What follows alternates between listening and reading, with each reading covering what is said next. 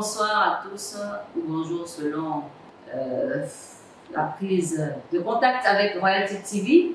Bonne arrivée, installez-vous. Nous sommes à notre émission Réveiller les héros. Nous recevons l'évangéliste Apia Chantal de la mission des AFC Causes du village de Yabayo, où elle est très belle mère dans un village. Elle fait un travail très merveilleux pour la gloire de Jésus. Donc on peut être aussi bien en ville que dans un village et faire l'œuvre du Seigneur.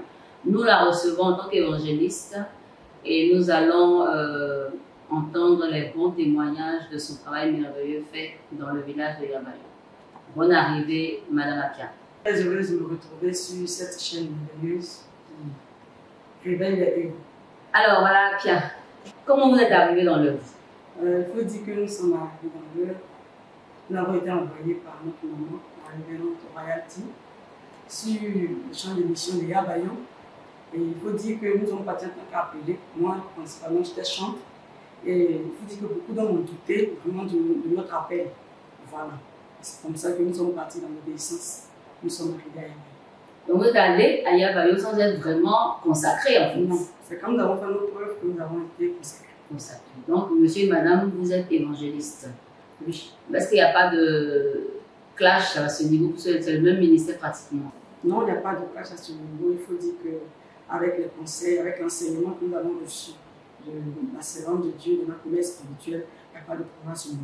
Est-ce qu'au niveau de l'église, vous n'avez pas trouvé que les gens étaient difficiles, vu qu'il y avait vos prédécesseurs qui disaient partout que vous n'allez pas réussir la mission? Il faut dire que ce n'était pas facile pour tous ceux qui sont serviteurs de Dieu, ils savent, mais nous sommes partis confiants parce que c'est quelqu'un de spirituel qui nous avait envoyé. Et donc, nous ne savions pas comment ça allait se passer, mais on était sûrs d'une chose, c'est que le Seigneur serait avec nous. Et donc, ce n'était pas facile, mais avec l'onction des AEC, le Seigneur nous a soutenus et il a fait son travail. Donc, qu'est-ce que les gens disaient pour vous décourager?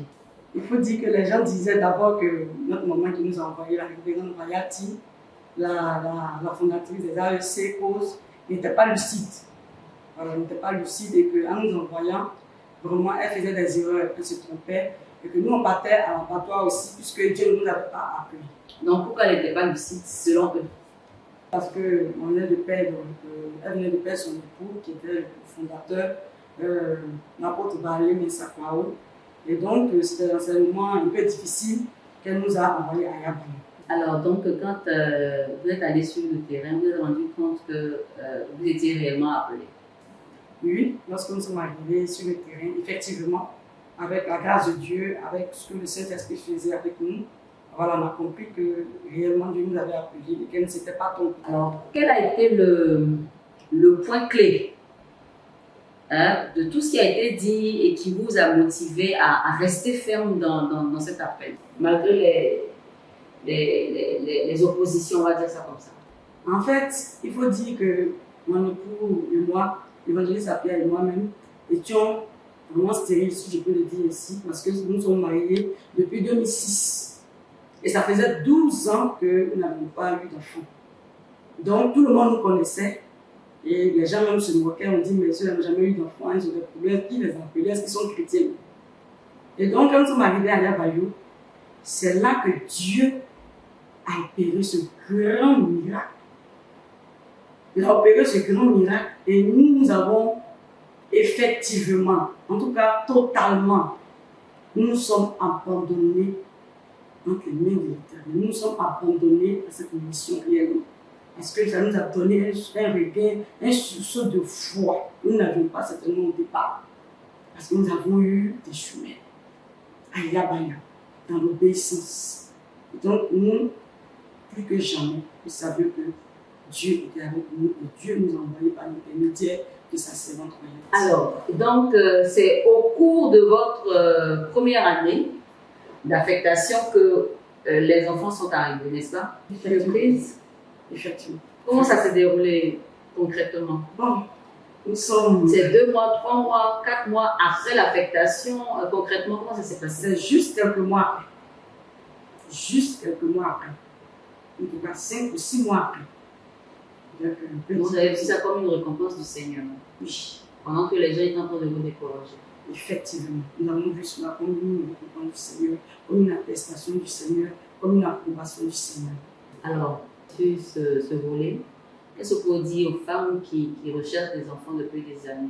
Donc le Seigneur a opéré le miracle. En tout cas, pour ma part, je voudrais dire à ma soeur qui me regarde que rien n'est tard, rien n'est perdu.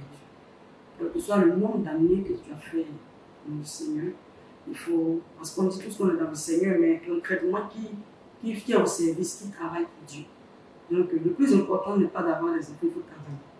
Il faut servir Dieu, il faut être obéissant, il faut suivre les instructions, il faut être soumis au leader. Je pense que le Seigneur, qui n'est jamais en retard, qui n'oublie personne, va finir par agir. Et donc, il faut que quelqu'un garde la foi, parce que rien n'est impossible à Dieu. Donc, le réveil est parti du fait que le Seigneur vous a honoré et a relevé votre tête en prouvant que vous étiez appelé, en vous récompensant avec des jumelles. Oui. C'est bien ça. Le Seigneur a relevé nos têtes. Le Seigneur nous a fortifiés. Le Seigneur nous a vraiment honorés. Et il a honoré aussi la parole de sa servante. Parce qu'il faut dire que sa servante nous avait déjà dit que Dieu allait nous faire grâce. Voilà. Alors, concernant l'œuvre,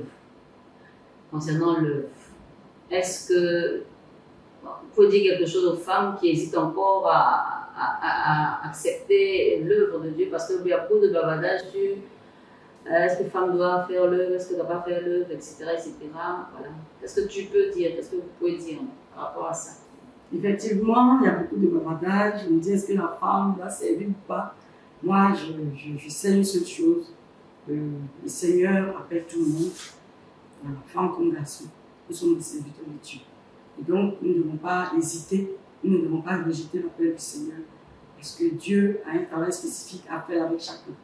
Donc, il faut répondre à l'appel du Seigneur, parce qu'au dernier moment, tu ne pourras pas dire que c'est parce que quelqu'un a dit. Parce que Dieu t'appelle à ce service, il faut obéir, il faut accepter, apprendre que c'est Dieu.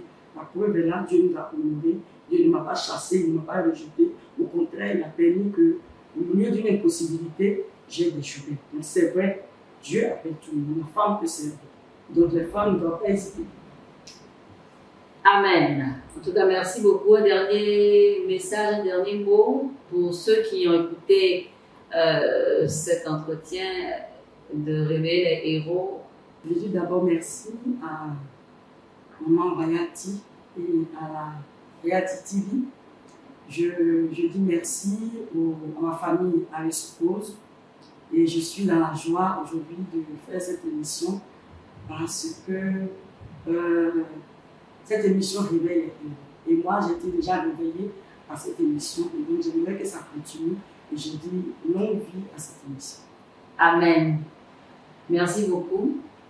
Voilà, nous venons de terminer l'entretien avec l'évangéliste Chantal Apia, voilà, épouse de l'évangéliste Apia Aristide.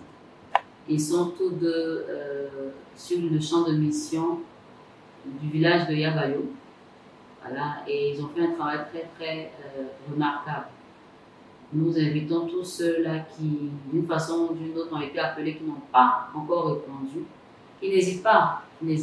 Et derrière la réponse qu'ils vont donner au Seigneur, certainement il y a des bénédictions qu'ils n'arrivent pas à avoir jusqu'aujourd'hui parce qu'ils n'ont pas répondu. Quand ils vont répondre, le Seigneur fera grâce. C'était l'émission Réveiller les héros avec Royal Team. À très bientôt.